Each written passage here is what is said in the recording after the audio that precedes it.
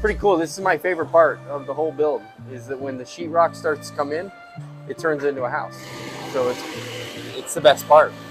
Before, it's just a lot of work without a lot of excitement. I mean, it's exciting, but this is really the part that gets exciting.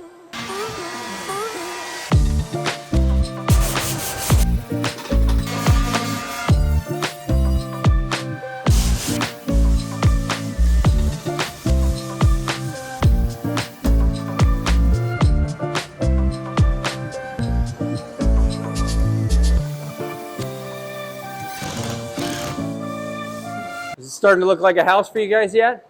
Yeah. Pretty exciting, huh? Oh, yeah. Can you believe you did it? No. Just wait till it starts to look even better. It's looking good. So you got them sanding and taping.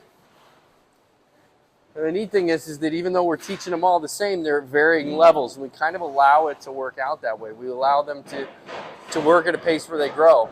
We eventually put them on that schedule where they have to get to where it is, so they're used to working on a schedule. But right now, we kind of let it be. I was going to say real world deadlines, right? Because that's the way the actual construction industry is, right? That's right. And on this first build, we kind of allow it to work naturally. But you can see our 1 o'clock class, they're cruising. They're farther ahead than everybody else. So it looks like they're about a day ahead.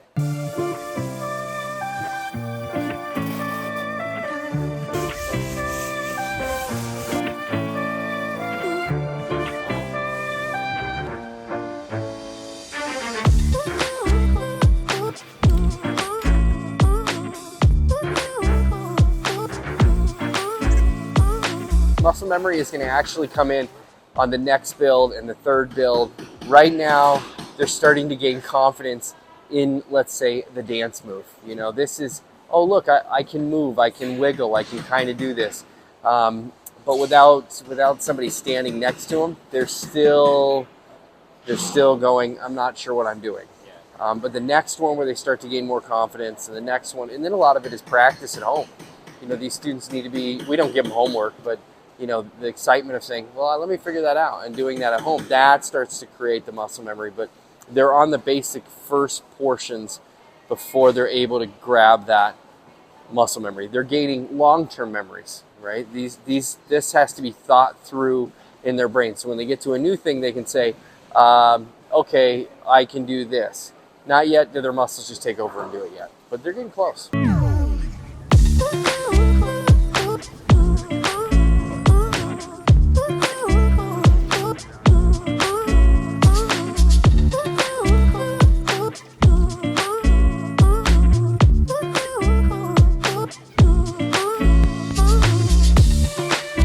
Well, it's difficult because you actually have to believe in people. Perceptual learning says that you believe in people and you believe in the environment. And if you allow those two, the cream of the crop will come out. And that's what's happening. And that takes a lot of faith and a lot of belief in people and a lot of belief in what it is that you're doing. You have to be able to build the environment right that it teaches, and you have to get the right people in the environment. Those two things are really hard. And then you got to kind of stand back and let it work itself out. And that's a little more difficult than it sounds. Business owners that are business owners, they know how difficult that would be.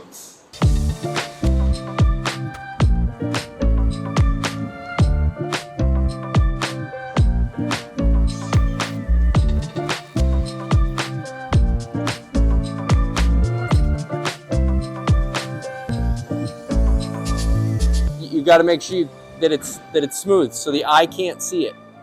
Right? When you go and customers come through, or people come through, or your own house, You don't want to be able to tell where your drywall meets up. You don't want to tell where your tape is. You don't want to be able to see these marks right here. You want to get those nice and smooth so it just kind of levels out. And if you've got something like this, you've got to get more mud on it. But as you get that more mud, if you get these lines in here, then you're going to have to sand it, and then you're going to have to get more mud again to build up. Does that make sense? So if you flatten it out a little bit more and just keep working it, this is where you have to become artistic.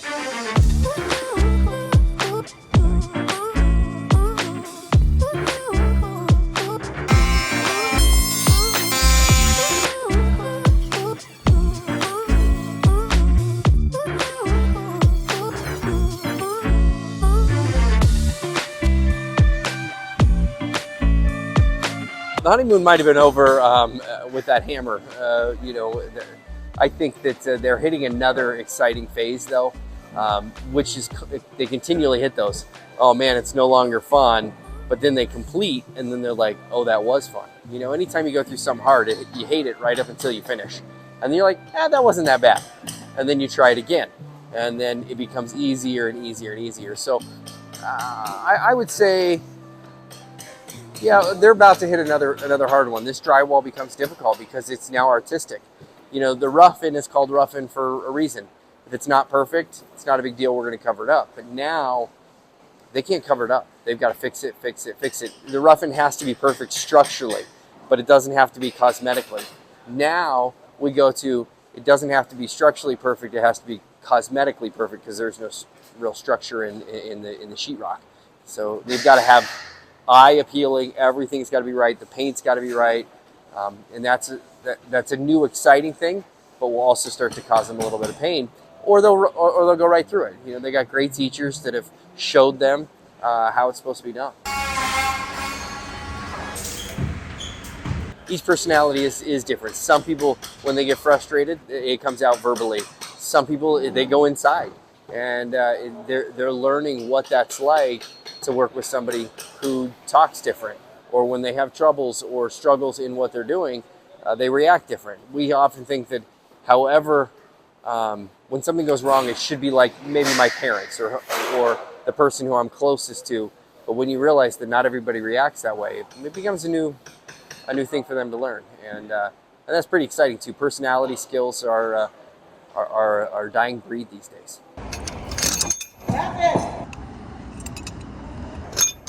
I'm holding it. If I was to say where we're at, we're way ahead of the game. I talked to a lot of people in the school systems and people trying to do this. We're way ahead of the game.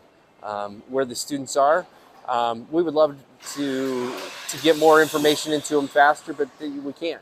We get what we can with what we have, and so we're definitely right where we need to be, and probably a little further than where we need to be, which is right on schedule.